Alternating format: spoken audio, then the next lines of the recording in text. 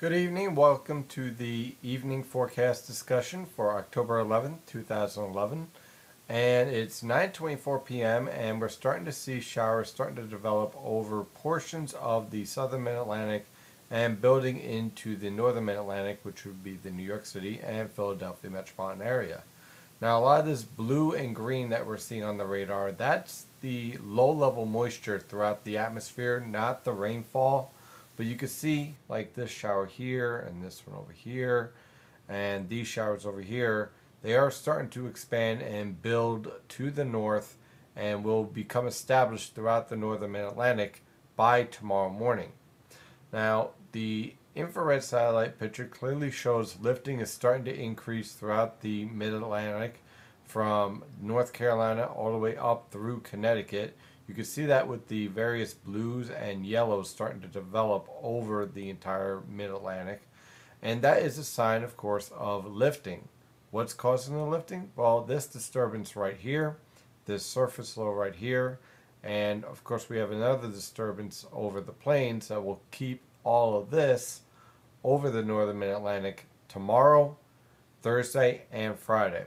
So unfortunately, we're going to be dealing with the threat for rain throughout the rest of this week.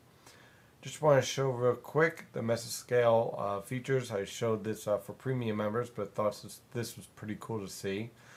This is the low-level moisture transport. The stronger this transport gets, the heavier the rainfall will get. And this transport is starting to strengthen and will eventually pivot towards the Philadelphia and New York City metropolitan area.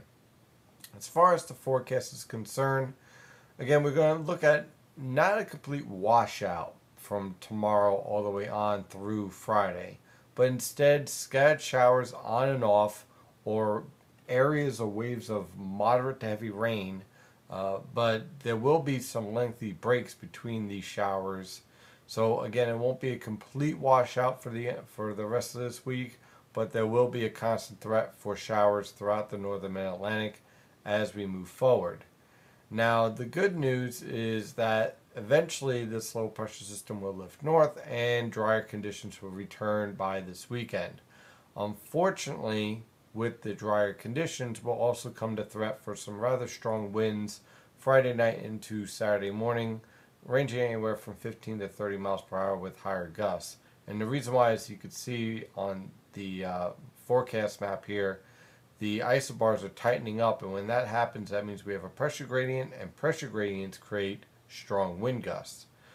So once we exit into the weekend, high pressure will take control and remain in control through Sunday, and then our next threat for precipitation will come in on Monday, but I'm not all that impressed with the cold front associated with these showers. I think they'll be more isolated in nature.